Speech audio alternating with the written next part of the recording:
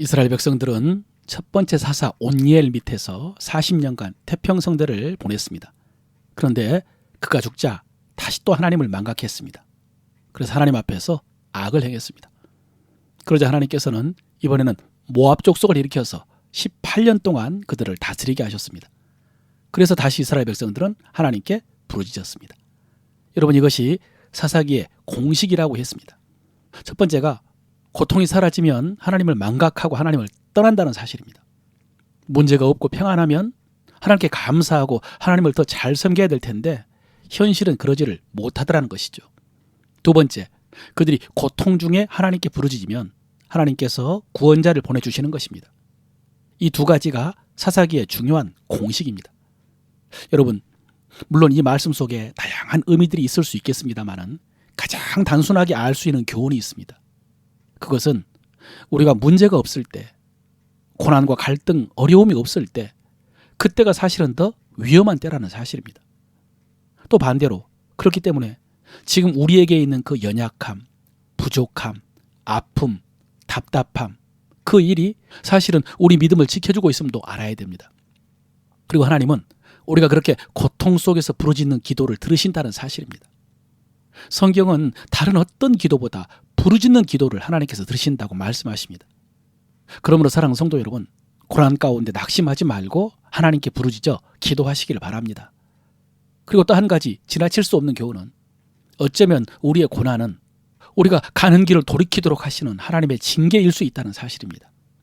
어제 메소포타미아의 구산 리사다임도 그렇고요. 오늘 모압과 에글론도 그렇고요. 하나님께서 일으키셨고 하나님께서 강성케 하셨고 하나님께서 그들의 손에 붙이셨다고 성경은 말씀하고 있습니다. 그리고 그 이유는 이스라엘이 하나님을 떠났기 때문입니다. 그래서 그 길을 돌이키기 위해서 하나님께서 대적들을 일으키신 것입니다. 중요한 것은 무엇입니까? 회개입니다. 이들이 하나님께 부르짖었던 것은 단순히 하나님의 도우심만 구하는 것이 아니라 돌이켜 하나님께 회개하며 부르짖었던 것입니다. 여러분, 회개가 중요합니다. 회개가 시작입니다. 하나님의 구원은 회개를 통해서 시작되는 것입니다. 그러므로 회개하는 마음이 축복입니다. 사랑하는 성도 여러분, 어쩌면 하나님께서 그 순간을 기다리고 있을지 모르겠습니다. 구원자를 예비하시고 우리가 회개하고 하나님께 나오기를 기다리고 있을 것입니다. 하나님께서 이스라엘을 모압 왕 에글론에게 붙이셔서 18년 동안 섬기게 했을 때 이스라엘이 하나님께 부르짖음으로 하나님께서 세우신 사사가 에훗이라는 사사입니다. 사사 에훗의 가장 큰 특징은 그가 왼손잡이라는 사실입니다. 왼손잡이 에훗입니다. 여러분, 여기서 왼손잡이란 말의 원어적인 표현은 오른손을 잘 쓰지 못하는 사람이라는 뜻입니다. 어떤 주석가는 그가 오른손에 장애가 있었다라고 해석하기도 했습니다. 여기서 한 가지 재미있는 사실은 에훗이 베냐민 지파 출신인데요. 베냐민이라는 뜻은 오른손의 아들이라는 뜻입니다. 오른손의 아들이라는 지파에서 오른손을 잘 못 쓰는 사사를 세우신 것입니다. 재밌지 않습니까? 여러분, 성경에서 오른손이란 전통적으로 능력을 상징합니다. 성경에서 하나님께서 오른손으로 도와주신다라는 표현의 말씀이 있습니다. 능하고 강하게 도와주신다는 표현입니다. 이런 관점에서 에훗이 오른손을 잘 쓰지 못한다는 것은 약점이라고 할 수 있습니다. 그런데 여러분, 결과적으로 봤을 때 그의 이런 약점은 오늘 그가 주님께 사로잡혀서 그 백성을 구원하는 데 있어서 아무런 장애가 되지 않았습니다. 우리가 보면은 어떤 사람의 장점이 본인에게 반드시 축복이 아닐 수 있음을 발견합니다. 어떤 사람이 많이 배우고 지식이 많지만 그 지식 때문에 하나님을 제대로 알지 못하는 경우도 있습니다. 어떤 사람은 재산을 많이 소유하고 있지만 그 재산이 그 믿음을 가로막는 경우가 있고요.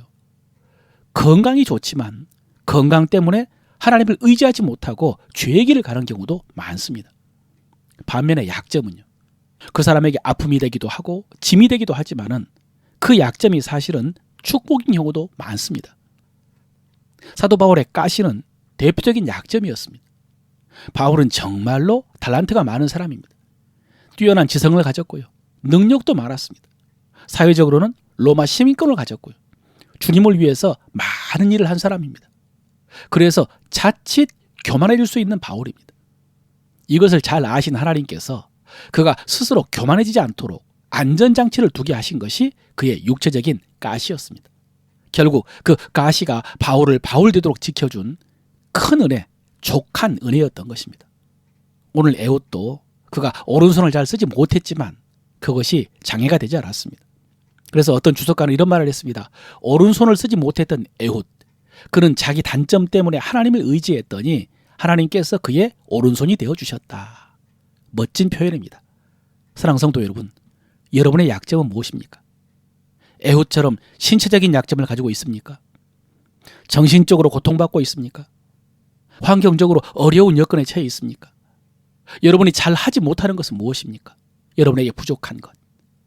그 부족함, 약점 때문에 좌절하지 마시고 오히려 그 약점 때문에 하나님을 의지한다면 하나님께서 우리를 얼마든지 사용해 주실 줄로 믿습니다. 오늘 말씀을 통해서 우리가 믿음의 도리를 입술로 고백합니다. 나는 평안할 때 교만하거나 나태하지 않도록 깨어 근신합니다. 나는 평안할 때 교만하거나 나태하지 않도록 깨어 근신합니다. 나는 고난을 통해서 더 겸손하고 거룩하게 하나님 앞에 나아갑니다. 나는 고난을 통해서 더 겸손하고 거룩하게 하나님 앞에 나아갑니다. 하나님께서는 우리의 부르짖음을 들으시고 응답하십니다. 하나님께서는 우리의 부르짖음을 들으시고 응답하십니다. 나는 나의 연약함이 하나님의 능력이 임하는 통로가 되는 줄로 믿고 하나님의 부르심에 기꺼이 순종합니다. 나는 나의 연약함이 하나님의 능력이 임하는 통로가 되는 줄로 믿고 하나님의 부르심에 기꺼이 순종합니다. 아멘.